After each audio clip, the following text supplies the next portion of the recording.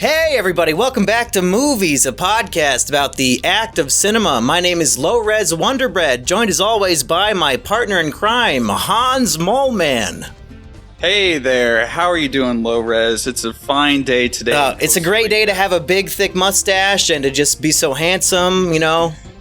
Oh man, it's so great being me.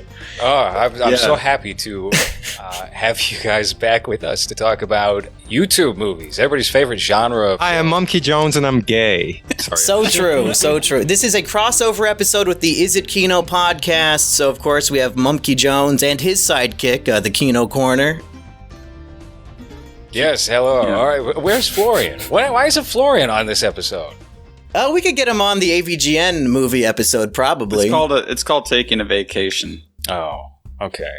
Well, yeah, Florian is not RedLetterMedia pilled, so I don't think he would even appreciate what's going on here. I thought you were going to say real. Well, that too. Not a real person. He is a guy performing, for sure. It's a performance act. He's an Austrian chatbot. Mm-hmm.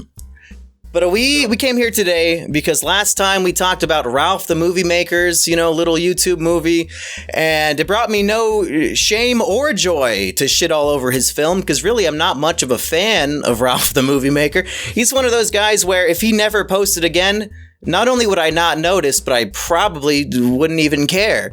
Whereas in this case, with RedLetterMedia, oh boy, I think the term sacred might come to mind. They're definitely my favorite YouTube channel. Rich Evans and Mike Stacklasa are my two favorite YouTubers, although I think they might vomit at that phrase, as all of us probably should. So it brings me no pleasure to report that Space Cop might not be their finest work. What are you talking about? This is definitely my most prized Blu-ray here. It's probably worth more than anything else that I own, because it is out of print.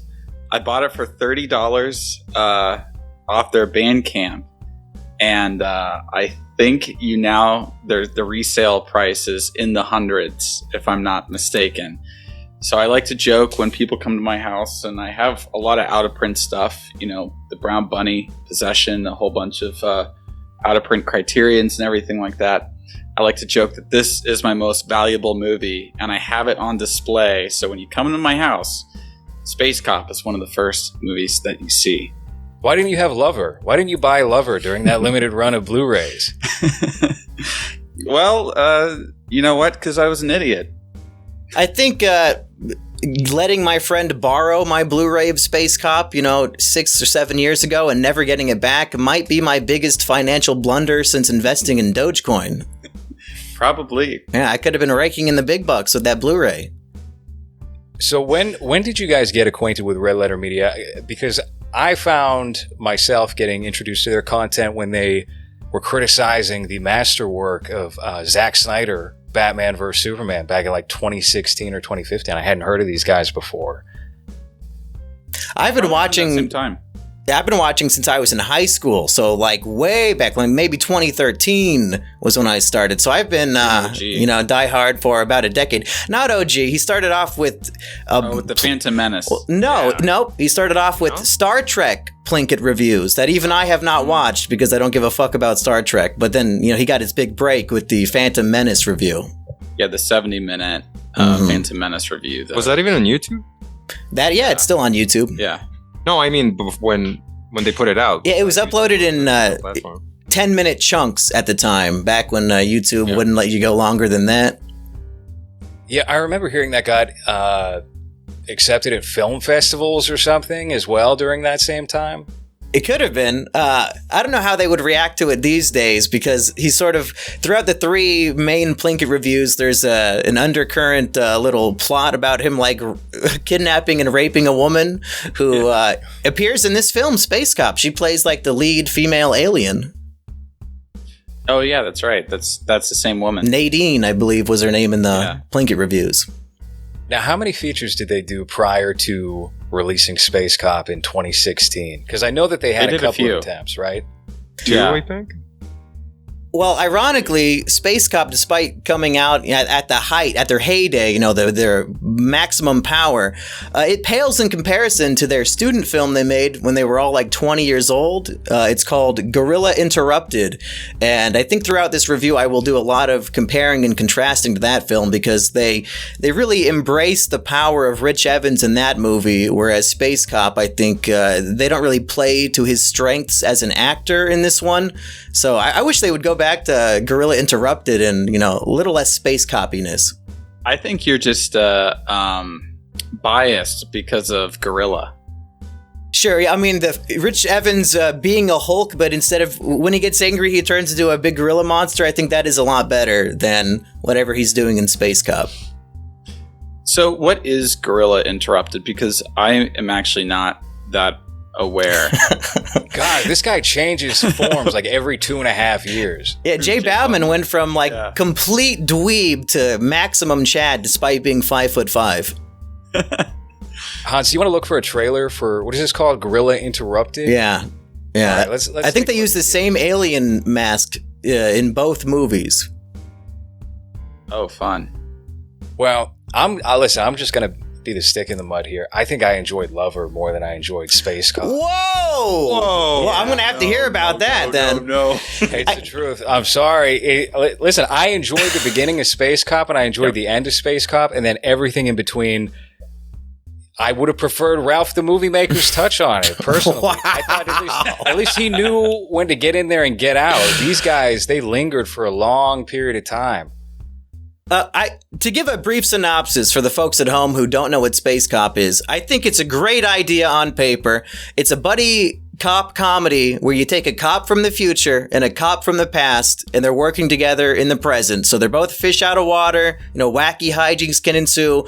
And unfortunately, to go off of what LOWRES is saying, they take that great premise and they don't really execute it very well. No. And it's really just a lot of very slowly paced jokes. There's hardly any real fish out of water sequences. I don't know if you were paying attention when Mike was, trying to smoke inside of buildings, and he can't believe, women would be in a position of power. I was surprised there were not more racist jokes because the police commissioner is a black man. I was hoping Mike's character would be dropping some hard R's like he does in real life. He drops a hard C, that's for sure. Yeah, he does say chink at one point, but, that says a lot that Mike is willing to say the C word, but not the N word. What does he think about these Asian people? Does that say a lot? Yeah, I mean, kind of allowed to say I can say the N word for the Chinese, but not for the blacks. Ahead. Oh, I thought you meant you could say it. He did. He did all. I already said chink. It was in context. There you go. You got 2 in an episode. A couple of those jokes did get me though. Especially the one that I laughed the most at was when the African American CEO showed up and he ordered drinks and he's like, "Oh, I'm not a waiter." What? And then he said, "I am the boss here." And he's like, "What?" Like that's that got me. But I agree with the fact that it felt like it was 2.5 hours instead of 1 hour 40, because of how they just didn't cut any of the very long scenes of someone just tripping or falling on things or just improvising at each other with nothing funny said. I wouldn't say that I prefer Ralph. It's obvious that the RedLetterMedia guys are a big fan of the Family Guy joke where Peter hurts his knee, and he goes ah, and it just goes on and on and on because that happens a few times in Space Cop. Yeah.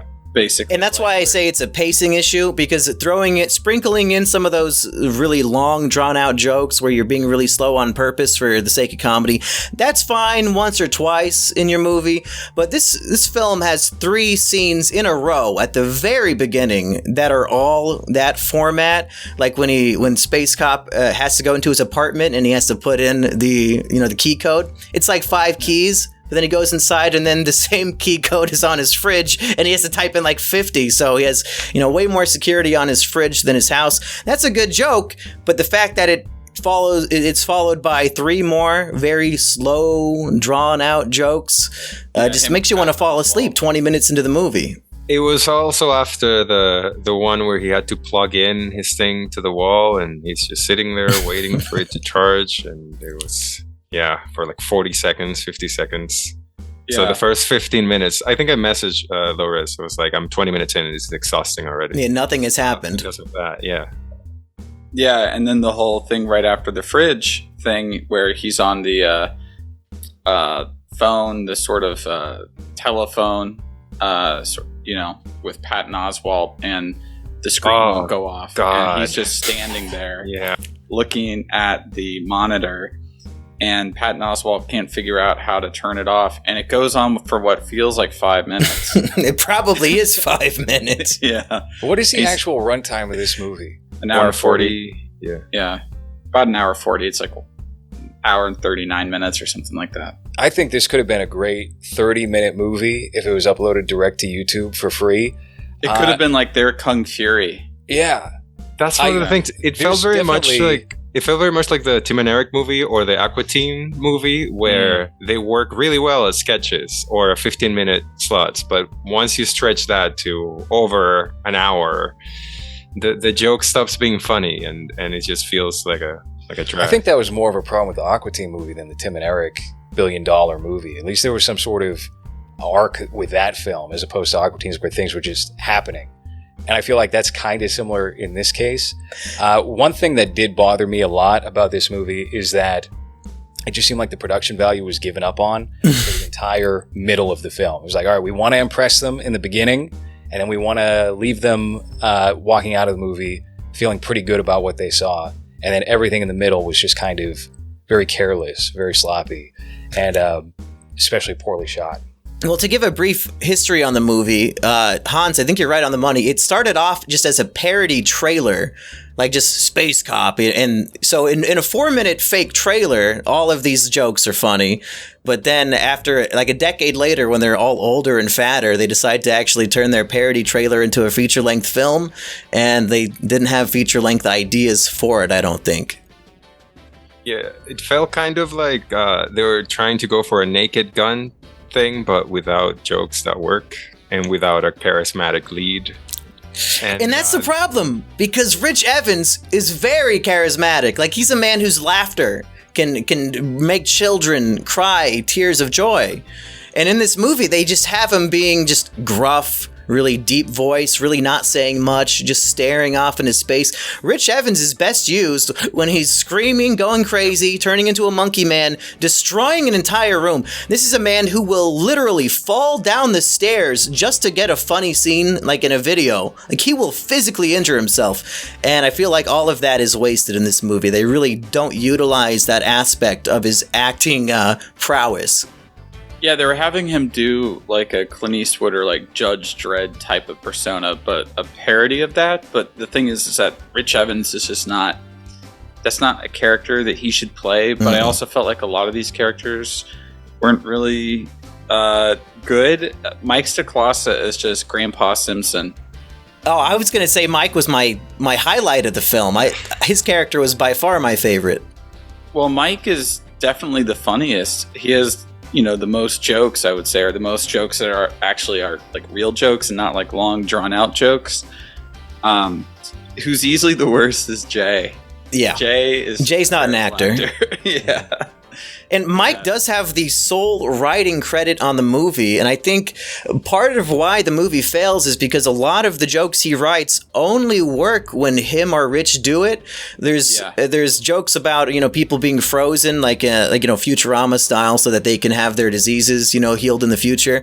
And one lady who gets unfrozen early says, "Ow, my pancreatic cancer," and falls over and dies. Yeah. It was not funny coming out of her mouth, but I think if Rich or Mike did that line, in their particular way, it would have been funnier. I feel like Mike dialogue coming out of some random old woman who lives in Milwaukee just does not hit the same way. Yeah, that definitely feels like a Mike line from one of the sketches from his show. Definitely. Oh, my pancreatic cancer. I mean, it's a lot of this movie is funnier on paper than in execution, I think. Because thinking about the jokes makes me want to giggle, but the movie doesn't. It's also like it kind of disappointed me was the cinematography. They used the same camera for the movie that they use for their YouTube videos, and I was like, why didn't you just rent like? I mean, this came out. What camera was it? When 2014. I don't know why they didn't just rent an Alexa, or even at that point, Blackmagic 4K like Ralph Sepe did with Lover. Well, did you notice that the ISO was like blown out on every single outdoor shot, where it's just pure white behind everybody? You could hardly make out the background whenever someone was running on a sunny day. Yeah, it really like they weren't using ND filters. It really did feel like amateur cinematography. A lot of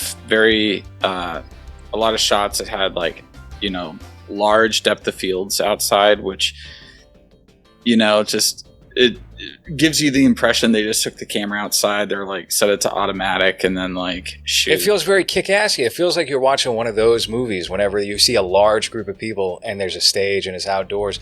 I thought everything where essentially they built a set for it was kind of impressive, probably given the budget that they were working with for that. But everything that was a natural environment, that was rough going. Yeah, the sets definitely look like inside the spaceship.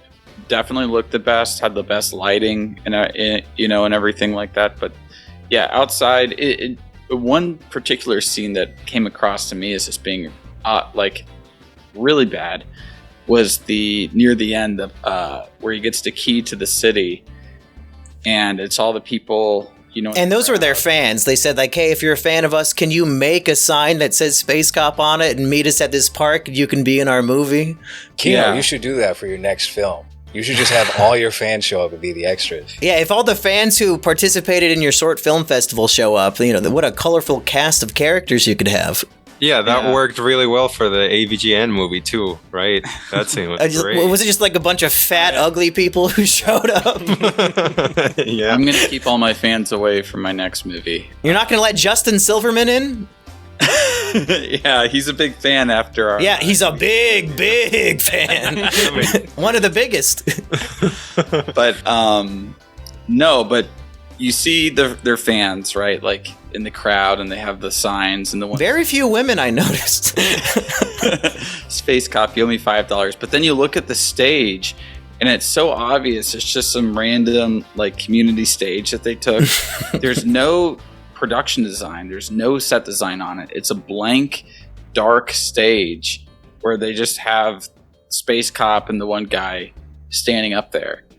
And I'm like, you couldn't have like get some people from the crowd and then put them in like fake cop outfits or something sitting on the back, and, you know, or whatever, like you normally have at one of these events, or some people in suits. Just take some people from the crowd to do it, you know. Like, nobody's gonna notice duplicate extras. But no, it was just like completely barren, and I think that encapsulates a lot of the movie, is that it's like it's there, but it's also kind of barren. Oh, okay. Hans just pulled up the video here of the extras featured in Space Cop. Yeah. Yeah, they look like they would be Red Letter Media fans in 2013 or whatever. So you know.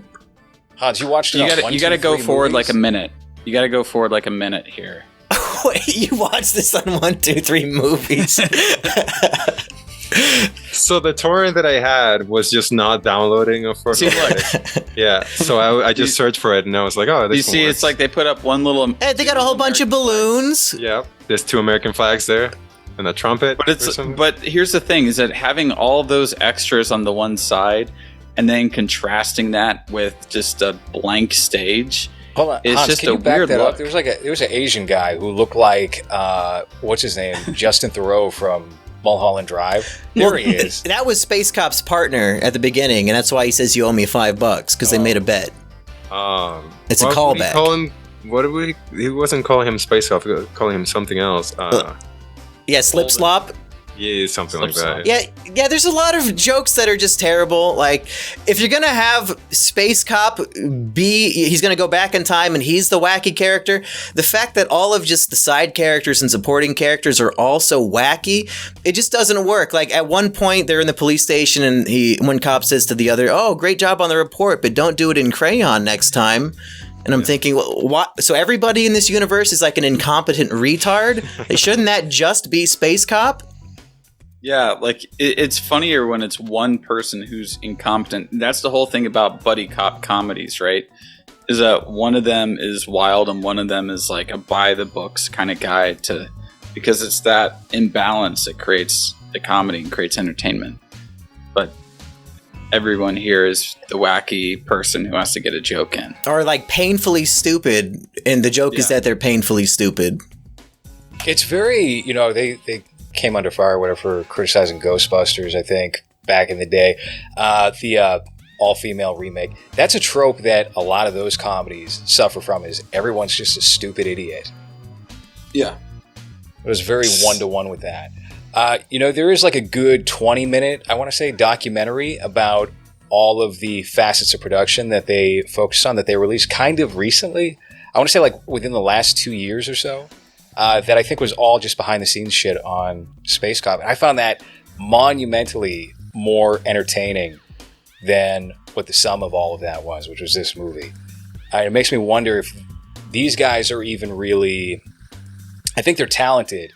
I think they're talented in different ways. I don't know if they're capable of pulling that together and making a good movie with their... Well, you might have to check out Gorilla Interrupted before you say they can't make a good movie. And they also made a movie called Feeding Frenzy. I don't really love it. It's fine. Mr. Plinkett is a canon character within the film, so that's fun. But yeah, they're capable of better than Space Cop, I think. I'm pretty sure they're never going to try again, which I think is tragic, because I would love to see them make a good movie.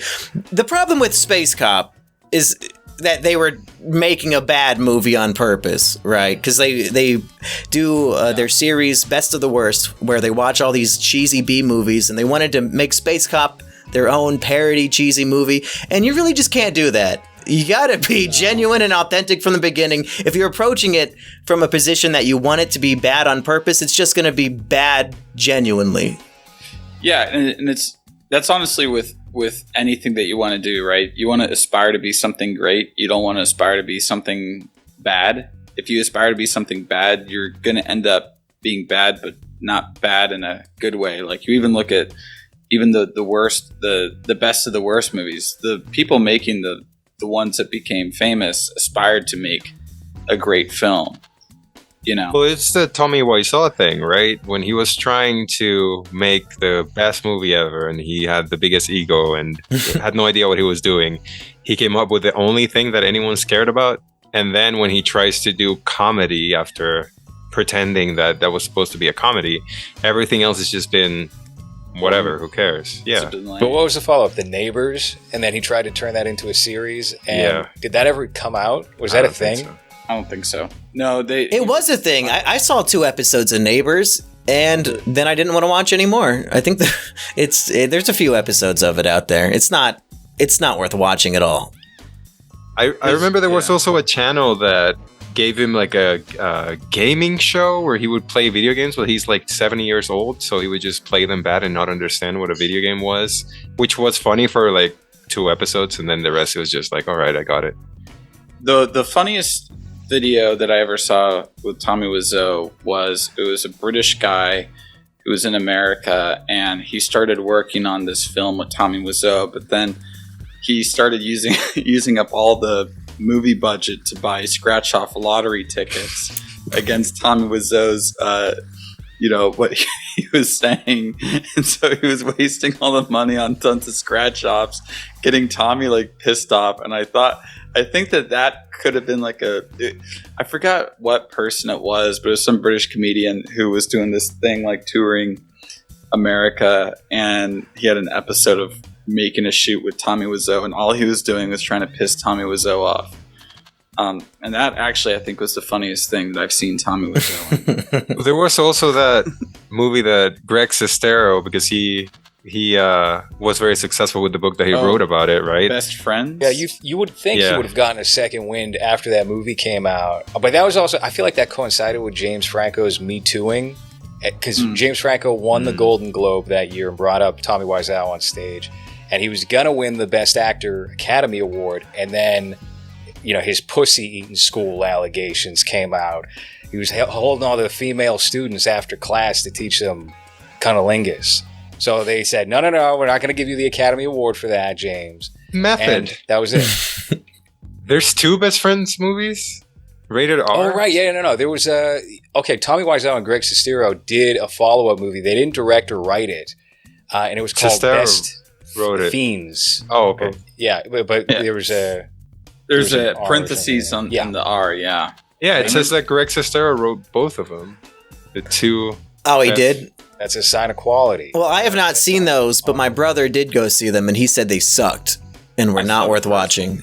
I saw the first one, and I was not interested in watching the second. They're just boring. It was just boring. Unlike Space Cop, that had us thrilled from beginning to end, right, LOWRES? No, I did enjoy Mike in this movie. He's the only one I don't really get sick of. No, I actually, Rich Evans never wears out his welcome on their programs anyway. But Jay, I don't know. There's just something about Jay I've grown to dislike over the years. The problem with Jay is that he takes cinematography and filmmaking so seriously, and he thinks about it academically. But then he is the director and cinematographer of Space Cop. Yeah, I know nothing about this shit. You guys have made real movies. I make fucking YouTube videos. I don't know how to frame a shot to make it look all fancy and nice, Spielbergian. But even I can tell this shit was ugly. I don't know what I'm looking at. I feel like it is just a YouTube video being filmed. All of the walls of their sets are just made of fucking styrofoam, and I can tell by looking at it. It doesn't look like a film. I think that there's a danger in being a film expert on YouTube, right? And then going, well, I'm going to release my own film. Because if that sucks, then all of a sudden you're going to have a little asterisk next to all of your opinions about movies from that point forward. And with Jay, he speaks very matter-of-factly about so many big blockbuster movies. I know a lot of people were off-put by his Joker review back in 2019. The same thing happened to Ralph. Yeah, that's right. Joker was really... See, these 2 episodes go very well together. Joker was the turning point for a lot of people. These guys. It was the ultimate filter. Yeah, pleb filter. Yeah. I'm not really looking forward to whatever next YouTube movie we're doing, because I don't think there's a lot of goodness that we could pick up from whatever. I thought we were going to do the one about the Tyler Oakley one. The Tyler Oakley one. Tyler Oakley? What is Tyler Oakley's movie? It's a documentary about him growing up or something. It's about him being gay. Sounds or great. Something. Yeah. Yep. Probably. Did he direct it? No. Okay. So no. If a YouTuber is the star, that's one thing.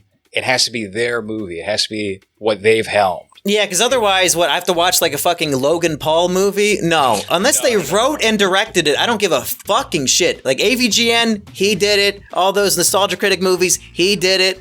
I'm not watching something that just stars a YouTuber. No way. Anyways, let's get back to what you were saying, LOWRES, before we went off topic. What was he saying? Joker. Are you looking forward to Joker Folie à Deux? I don't know. You don't know yet? Yeah. You like the Batman. You should be thrilled about Joker Folie à Deux. I don't know. You're not sold on the musical aspect? I just think Joker worked better as one movie. And I agree. Just the idea of a sequel, I'm just it's going to have to wow me. Hey, they said that about The Hangover, and then Todd Phillips proved us all wrong with The Hangover 2. Well, part 3 was obviously the best Hangover. Yeah, they keep getting better. Yeah. I'm on the record on this program saying many, many months before they announced Joker 2, if you're going to do Joker 2 as a movie, it should be a musical. You got to have it as a musical. And then that fucking happened. So I'm going to take full credit for that, good or bad. If it turns out to be a real stinker, that's on me. That's my bad. But I think it's a good direction. I think it's a very good direction to do something completely different. I want it to be a really good movie. But with sequels, I'm just always kind of apprehensive. I'm always unsure, especially with a movie like Joker that I felt like was a good insulated story.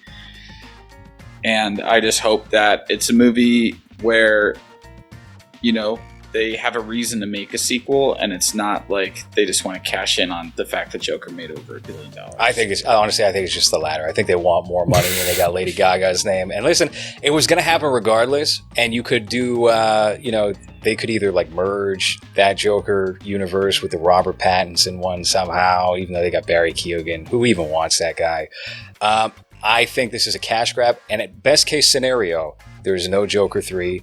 This bombs and it's kind of like an interesting failure. Like that's the best case scenario? Yes. It's not the movie being good?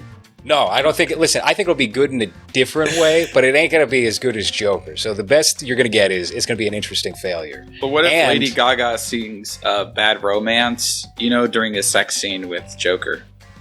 Then that would make it good. Like that'd be hot because it would be sex happening. It should be singing. Yeah. Do we want to see the Joker having sex? I don't. That's Is the Joker? What if they're both in clown makeup while having sex? That's what I want. I want to see that Clussy. I feel like Arthur Fleck has to remain a virgin with rage. Otherwise, it's not the character we were introduced to. Really, like this is a character arc I don't want to see. Right, that would be alienating the primary audience. Yeah, like who am I supposed to relate to now? Joker's getting laid? All the incels have to get girlfriends before watching Joker 2. Yeah, they thought there would be violence after Joker 1, but if in Joker 2, if he gets laid, there are going to be riots in the streets.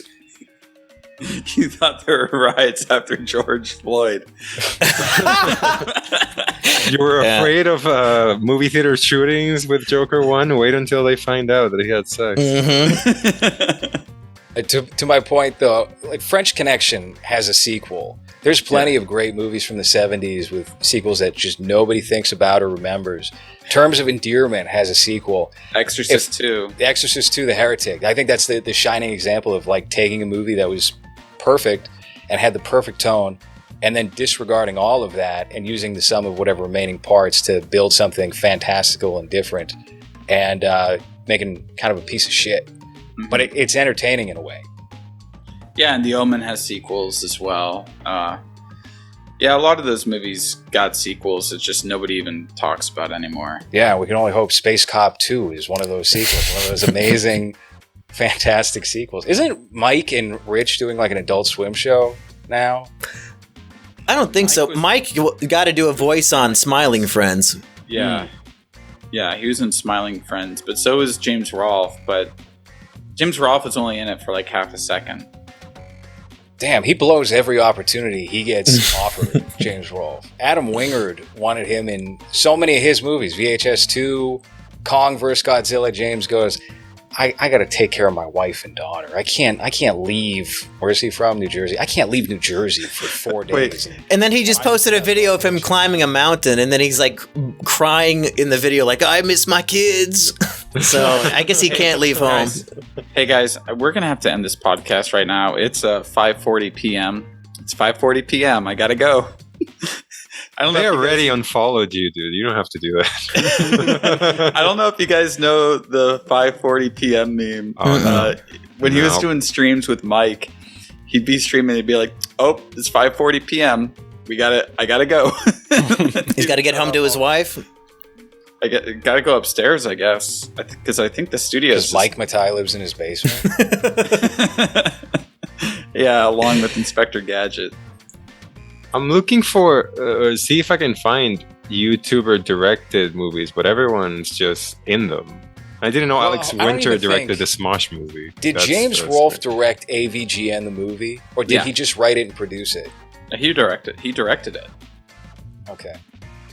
Yeah, he directed it, and I believe that he thought that movie was going to be his big break into Hollywood. And AVGN the movie suffers the same problem as Space Cop, which is that they integrate their YouTuber personas way too much into the movies, in which case it causes the films to feel more like very long YouTube videos than like actual movies. And basically filled to the brim with inside jokes to the point where I would feel bad if I wanted to show this movie to somebody who doesn't know who these people are. And I think the only redeeming quality of the film is that I'm already a fan of these people. If I just stumbled across this movie having no clue what Red Letter Media is, I would not finish it. It's hard to finish when these are my favorite YouTubers of all time. Yeah. But I'll still say it's better than fucking Lover. I don't know what the hell you're smoking. It's definitely better than Lover. It took less time. That's why. But Rich and Mike do have like way more charisma. They do. Any scene with the two of them just like in the car talking is fine by me. I'll watch those all day. Well, so they got adults to act in the movie, not people of Those were all adults. Those were all legal age. There's the memorable quote, "Why do you have two bathrooms?" I've been thinking about that ever since we recorded that show. Why does he have two bathrooms? Why do you have two bathrooms? And then that's like the end of the scene. See, Lover is an intellectually superior film. Yes, it's just a very intelligent, high IQ piece of art. Let's just say this, okay? Lover is Criterion, while Space Cop is Arrow Video. Lover is A24. Space Cop is straight to Netflix. Have you rewatched it, LOWRES? Have I rewatched Lover? Yeah. No, I can't rewatch Lover. It expired after. I couldn't just 1, 2, 3 movies. And no one uploaded it to 1, 2, 3. It's not even worth stealing. Yeah, there's plenty of movies out there. Not just Lover, but there's plenty of good movies out there that are incredibly hard to find, and when people are like, "Oh, just torrent it," there's no one seeding these movies, or the torrents aren't even available. I think if we're gonna at least give Space Cop a little more due on this podcast, maybe each of us could maybe bring up a memorable scene for us to briefly dissect, just in case anybody hasn't seen it and they want to know more specifically what we're complaining about. Well, before we get to that, I think we haven't even talked about what the plot of Space Cop is. Well, I gave the synopsis, which really covers the whole thing. Yeah, a very brief synopsis, but I'll just, I guess, add on to it, where Space Cop is this reckless cop who basically every time that he encounters people, he essentially just causes the deaths of thousands of people. I mean, it literally opens up with him causing an entire mine to get blown up, killing thousands of workers.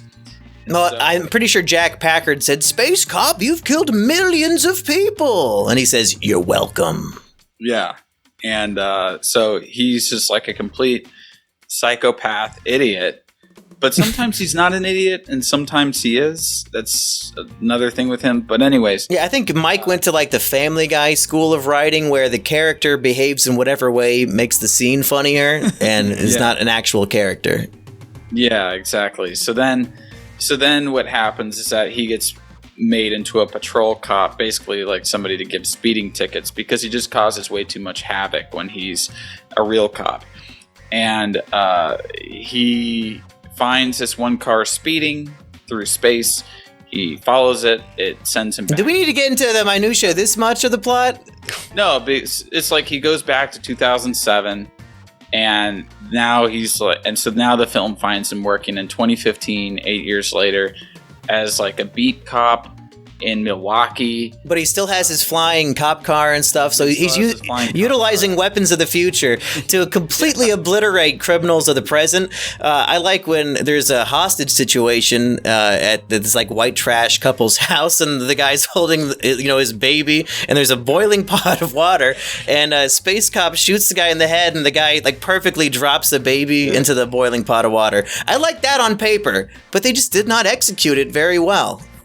That's what inspired the American Sniper use of a baby too. The baby doll. The same baby. Well, I did. Okay. Yeah, and that's another thing. Sorry to interrupt you, Kino, but on the baby doll, it's obviously a toy. Yeah. Right. Like, so are we supposed to take the movie seriously? Like when they're putting fake, like horribly fake props prominently on screen? Like, is it supposed to be a joke? Because then I can't take the movie seriously. It would have been funnier if it was a real baby, and then during that scene, it was a doll. Sure. Like, yeah. Or if you just boil the real baby. Yeah. I mean, but that scene sacrifice for Space Cop. Yeah. That scene did give to did give rise to what I thought was one of Space Cop's better lines, like where he's being chastised by the cops about killing everybody in the house, and he goes, "Just so you know, I didn't kill the baby. The boiling water did." Like, I liked that line. Yeah, so, you know, this guy, there's these people who are frozen in time or whatever, and during this shootout, all these people come out from the past, and one of them is a detective from the past, played by Mike Ciclassa. He then becomes Space Cop's partner, and as we said, they, you know, become this buddy cop duo, and they're dealing with these aliens who are on Earth, who are building this machine to basically destroy Earth, and they're being led by this brain in a jar, voiced by Mike, I believe, right? He voiced him. He also voiced a couple of aliens, I think, or at least one of them.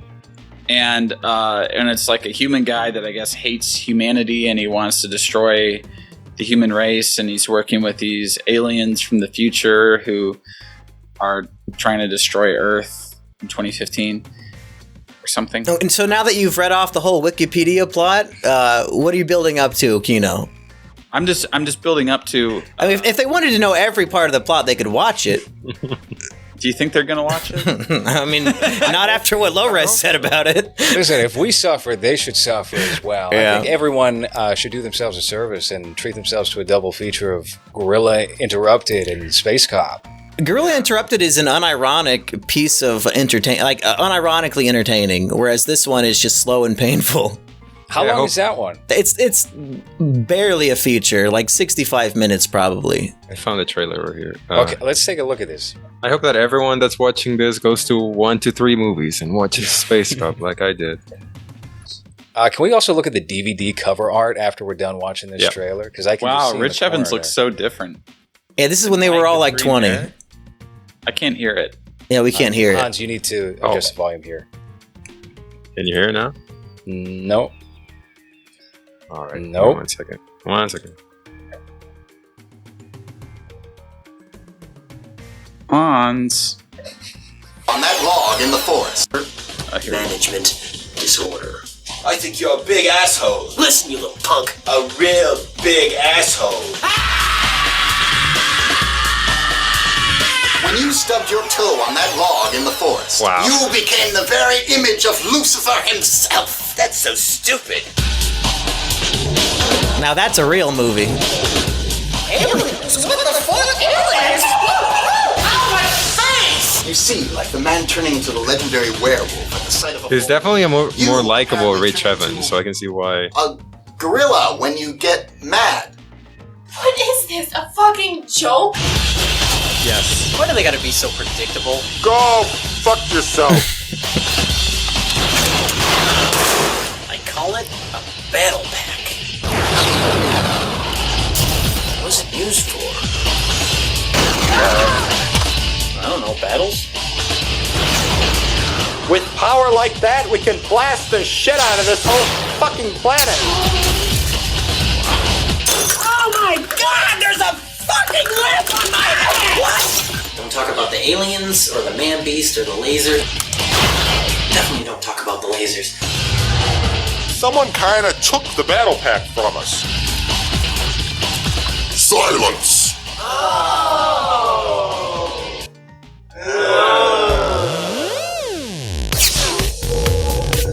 Well, that was a lot more charming than anything in Space Cop. Holy shit! Monkey Man's gonna fight Satan!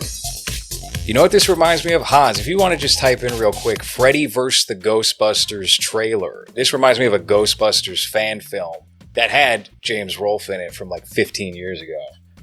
No, that's it. Yeah, I don't even think it's around anymore. Rats. Well, what's interesting about, if we're going to compare... I was going to say that it also kind of reminded me of the feeling of it kind of reminded me of I Was a Teenage Zombie, if any of you have seen that one. I haven't, but to compare that to Space Cop, and I know all the behind the scenes on both movies, the fact that Gorilla Interrupted, they wrote the script in like a day, they filmed the entire movie in a week, They did it for free, like no budget. And then Space Cop, they spent like 8 years on it with hundreds of thousands of dollars from their fans. They really tried to make it good. The fact that Gorilla Interrupted is so much better when they were basically just flying by the seat of their pants, I think it says a lot about just how good movies get made. Like, they seemed very passionate about it back then. And this new thing, Space Cop, it's almost like they were trying so hard that they couldn't be authentic with their creativity and passion. And they're like, oh, well, we're making a movie now, and we're going to sell this on Blu-ray. And they tried so hard that all the charm is gone. The cheapness of it only works in the former, not so much in the latter, I think. Yeah. And I haven't seen this movie, obviously, but I think you can get the vibe of that just based off the trailer alone, that there's at least some sort of momentum with that Gorilla Interrupted movie as opposed to Space Cop, which is just a very lethargic film. Hans, you want to pull up the DVD art for Gorilla Interrupted? I want to see this. I want to see the total package that they were offering for this movie. And I do have it digitally on my computer. I could just Google Drive it to you if you really want to watch it. Yeah, I would be, honestly, I'm up to watching it, especially if it's only 65 minutes. They all look so different. They've been online for so goddamn long. They've all gotten fat, old and fat. Mike used to be so handsome, too. That's so sad. Oh, wow, that's a tiny image. What is this? Yeah, there's probably not much HD, many images of the artwork, I don't think.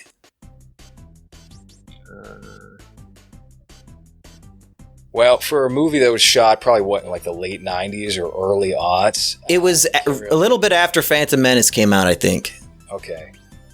Orange Cow home video, was that before RedLetterMedia? It might be. Yeah, I guess so. That's probably just some dad's LLC. Do you guys know the famous drama between them and this Safari character named Garrett Gilchrist? No, I don't know anything about that guy. I've heard of... I think I read some 4chan post about the drama years ago, but refresh us. Well, so before they started filming this movie, they had never met before. Like, they were just friends online, and they would send, little tapes to each other, and they decided, hey, instead of meeting up for a week and hanging out and getting to know each other, why don't we meet up and have a very stressful movie shoot? And I guess this guy did not vibe with the other three as much. He's kind of like the Kino Corner of the group. Like, nobody really wants to hang out with him. It's just because he's so charmingly handsome that they... And Kino's... Your camera was... Yeah, it was frozen. I was like, wow, he's fuming with rage. It's just, it's now saying that my internet connection is unstable. Oh, good. I missed. You're very... Well, basically, he did not vibe with the rest of them. They found him very annoying. He showed up on set with like 120 scripted pages, even though Mike said he was the one writing the movie. So there's a lot of like behind the scenes details of that guy just being an annoying, guy. Very funny. The first guy here, this guy. The guy who's dressed as a safari man. Yep. Yeah. He looks annoying. In a different lifetime, he could have been part of RedLetterMedia, but he had his one chance and he blew it. I wonder what he's up to now. Yeah, he could have been one of the goats. Mm-hmm. He would definitely be up there with Jack and Josh. Oh, God. Hans. Was Jack in the movie? Was that the blue bald guy at the beginning?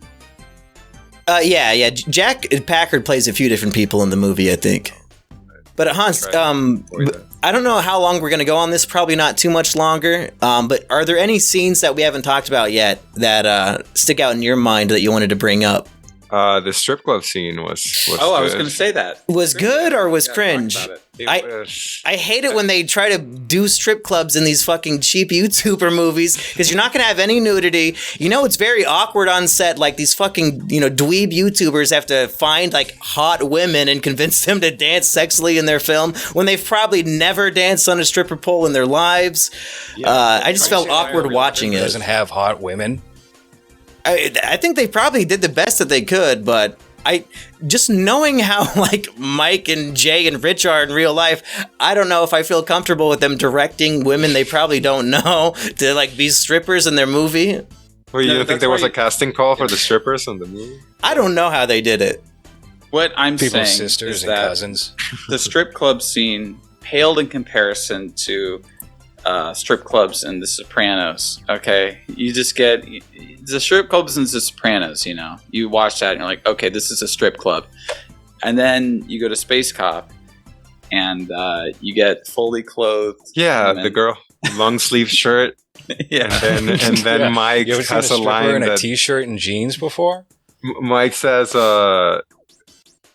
what is it? I thought I smelled something fishy, and it was your lady clam. That was funny. That made me laugh. And when they're when they're introducing the scene at the strip club and they're showing all the typical B-roll, you see like the guy, throwing all the dollar bills. But for what? All of the women are wearing clothes. What are you fucking paying her for? You gonna pay her to stand there in her shorts? He's also nowhere close to her. He's nowhere close to her because probably not allowed to get close to her. So he's just like making it rain. Like, yeah, just doing it to 5 feet nothing. away. Yeah. Yeah, I don't like it when they do strip club scenes in these things. Well, and then that's also when we get another one of these scenes where Space Cop acts both like more intelligent than he is and also less intelligent, or like he where he goes back to get the lap dance from the one stripper who's actually the alien, and she brings up some metal alloy that like gets invented supposedly 25 years from then. He goes, how do you know about that? That's invented 25 years from now. And it's like, oh, okay. So he's paying attention to all of this. And then she's like, oh, she just makes up some like stupid excuse. And then he just goes back to being stupid space cop, You're saying this is an inconsistent movie? It's a poorly written, a poorly actualized dimensional character, maybe. I just think that the movie would have been a lot better had the strip club scene been a bit more realistic. Okay? Just want to see titties. Just give us some titties, and then I'll suffer through the rest. I think something that felt very out of place with this movie, maybe this is just a nitpick because I just really didn't enjoy Space Cop, is him going down it felt more like a half in the bag bit or something when he's talking to Patton Oswalt and going down the list of early 2000s catchphrases. Oh, yeah. To a fault. Just like it keeps going on and on. He starts with like, "Was up?" No, that's the second one. Borat. The first one was... Oh, fuck, what's the first? Let me pull it up. He's not. Yeah, let's just watch it. Why don't we just watch the whole movie on this episode? I think the Patton Oswalt scene is especially painful because I can't separate the art from the artist, and I have an actual disdain for that man as a human. And they're like, oh, they're so excited. This is the closest thing to celebrity in our movie. Let's stretch the Patton scene. Every single second of footage we have of him, we have to put it in the film. And I'm pretty sure Patton has as much dialogue in his one scene than Space Cop does in the whole movie. Like, Patton is just, like, vamping a lot. He's saying a lot. Yeah. And it's so obvious they just put him in front of a green screen somewhere, and they might not have even filmed him in person. No, I got the vibe he probably did that in L.A. or whatever. Mike flew out to him, and they were at, like, the College Humor studio, and they did it in, like, 10 minutes. Okay. That makes sense. Can't separate the art from the killer. Because he's a killer comic, right? No, because he killed his wife. All right. Are we going to watch that scene? Are we watching him the clip? saying, Oh, "What's up?" yeah. Hold on, let me pull it up. I completely forgot. Because it is like 5 minutes. It's like the... Yeah, I don't know how much of it we can watch without falling asleep, but we can give people a little taste of the pain. Don't even worry about copyright. Just worry about us falling asleep Right. during the podcast. Oh, then the whole movie will play. Yeah, exactly. All right, let's take a look at this thing. Yeah, got it. Oh, shit. I don't think I shared audio again. 1 second. Can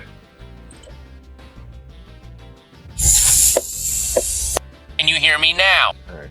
That's the... Can you hear me now? Is the first. Space Cop? Space Cop, can you hear me? It's me, the chief of the space police. Yes, hello. Can you hear me? Yes, can you hear me? Can you hear me now? Can you hear me now? Oh man, that never gets old. That never gets old. So, now that we can hear each other. What's up?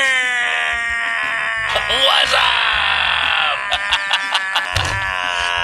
What's up? What's up?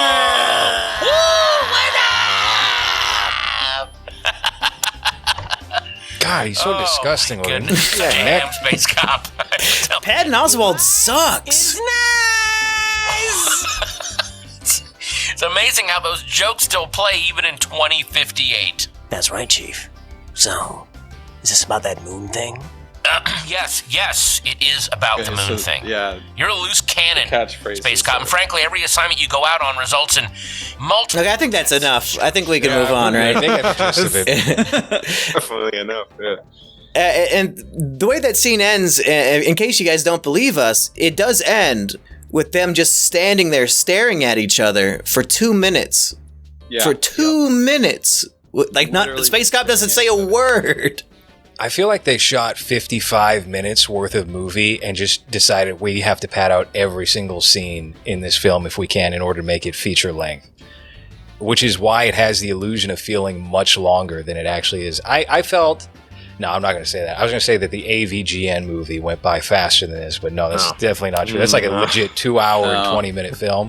But this was pretty rough going. So, I don't know. I like these guys infinitely more. I'm not even familiar with Ralph. But, yeah, no, I do prefer, genuinely, I prefer Lover to Space Cop. I mean, that's a rough one for me. I'm going to have to probably side of the monkey on that. I still prefer Space Cop to Lover. Yeah, there's really nothing about Lover that I enjoyed. Yeah, Space Cop has a few good jokes. Yeah, it's Space got cool Cop has miniatures. It's got cool sets, a couple of them. Yeah, it actually has like built sets. That's not to say that I don't appreciate factors of Space Cop more than Lover. I think there's so much more artistry in Space Cop, knowing that they built those sets themselves and they did a lot of the practical effects and understanding how all that went. But as a movie, refresh my memory because I can't remember if you said anything positive about Lover before. I did not. What's your favorite part about that movie? I'm not saying that I like Lover. Just because I prefer Lover to this movie doesn't mean I have a. So you high paid opinion of twice to watch Lover. What did you enjoy the second time? Twice. I only paid once to watch Space Cop. I only paid once. Hans paid 0 times for both. I don't think we should go on way over an hour on Space Cop, so maybe we should, give our final thoughts on the film. Kino, why don't you start that? As the owner of Space Cop. As what are the special features on that, by the way? There's actually quite a few. So there's commentary track featuring Mike Stacklasa, Jay, and Rich. Outtakes, deleted scenes, behind-the-scenes featurettes, isolated music, and effects track. In case you want to make a YouTube video and use the same effects or music, I guess, that they have in the movie. I haven't done that yet. I backed up Space Cop onto one of my hard drives, so I guess maybe theoretically I could. Is there a booklet or is it only one sheet inside? It wasn't even that. It was just typical, like it has the feeling like, you look on the back, you see this and it has the feeling of being homemade. It was sold on their Bandcamp. It was sold through Bandcamp, which, means that they were shipping these out by hand. Right. So I didn't expect a one sheet or a booklet or anything on the inside. And honestly, like the stuff that I got there was pretty cool, but I think you get that same stuff if you get the digital download on their Bandcamp. But anyways, what I think about Space Cop is I think that out of the other YouTuber movies that I've seen at this point, which is the Nostalgia Critic movies, Lover, and the AVGN movie, this one I've enjoyed the most, I would say, out of all of them, just because I like Rich and Mike and Jay, even though Jay sucks in this, but like I like those guys a lot, and but I don't enjoy it like I'm watching a movie. I enjoy it like I'm watching an episode of Half in the Bag, like I'm watching an extended skit of Half in the Bag. And I mean, I did fall asleep while watching it yesterday. And then because we were going to record this yesterday, I was like, oh shit, I fell asleep while rewatching it. I'm going to have to like pick up from 40 minutes in or something like that and finish it, which, I mean, I was able to do it. So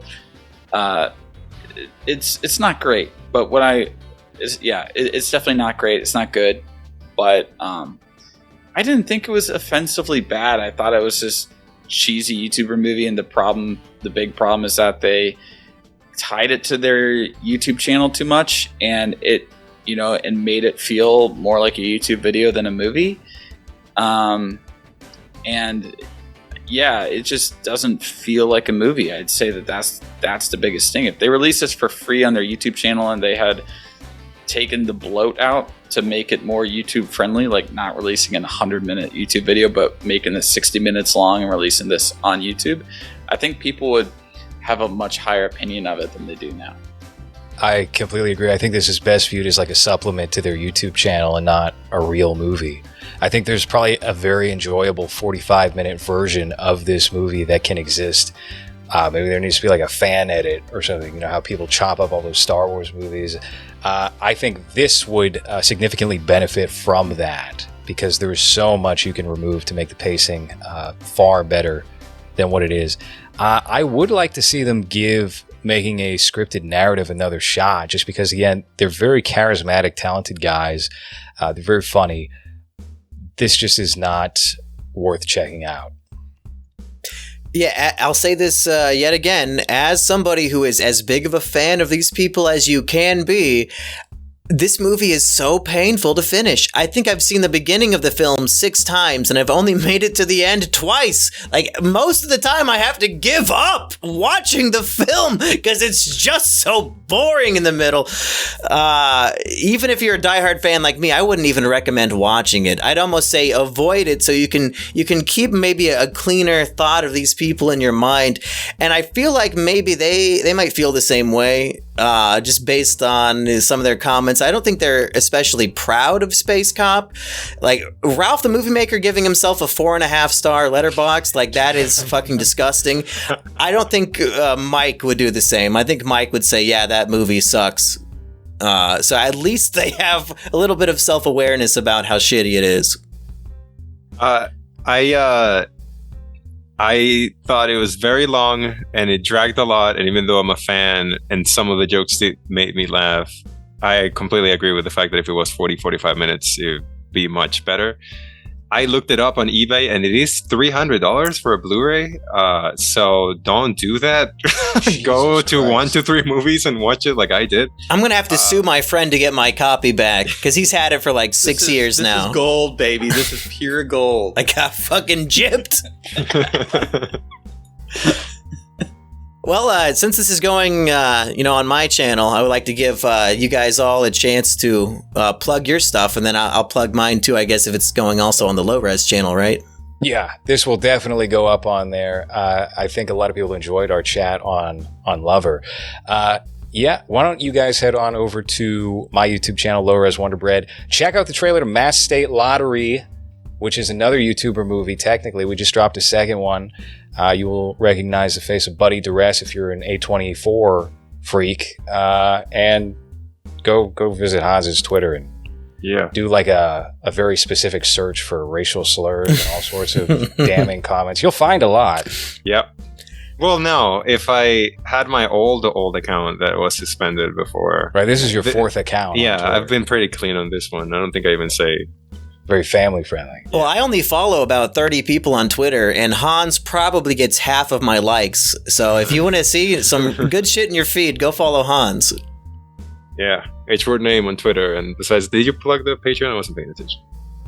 Patreon.com/lower. No one's going to sign up for Patreon directly from what's essentially like a guest spot. I'm go check out the YouTube channel. Trying to make something so I can quit my job. So go there and watch our stuff. I guess you're out of focus.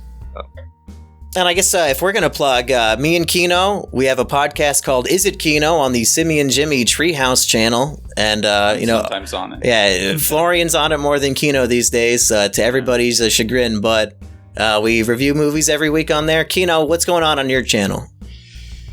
Right before we started recording this podcast, I started putting on the finishing touches on my video on the Northman, and I actually have like 2 or 3 other videos on the back burner. Hopefully the video is as successful on your channel as the movie was in theaters. Yeah, this is more of a video that I wanted to make that it's a video that I wanted to make. It's not a video that I necessarily was like am making for the algorithm, because I have a real job now, so I don't really have. As long as you keep that in mind, so you don't get depressed when your Northman video like struggles to get 2,000 views. No, I'm not really worried about that. As I said, I have a real job now. That's right. I do the YouTube stuff. It's more for fun. That's right. That's the way to do it. Yeah, and but yeah, no, I'm finishing that tonight. I just have I just got to put in the Patreon credits at the end now. But it's done. What's it about? Do you want to spoil a little bit, or you want to keep it under wraps? It's kind of me taking a look at the themes of the Northman, but also looking into the historical accuracy and how it integrates a lot of different Norse myth and sagas and stuff like that. Hans, you loved Northman, right? That you said that was your favorite movie of the year. Oh, I love that last scene when they're very obviously CGI and it's very obvious. Oh no, Hans really is the Florian. Florian hated it too. It's actually me making that voice. If I could make voices, I would do an impression right now, but Well, I swear, one of these days soon, we're going to get Hans and Florian on the same podcast. I'm dying to hear it. It should just be those two going back and forth. See if people can make out what's being said. Hans is just evil Florian. Florian's the evil version of something. Hans might be the good one. But I think that's it for this episode. Does anybody have any final words? Other than goodbye? Hans, I'll let you close out the show if you want. You want to say something inspirational to the audience. Yeah. Oh, yeah.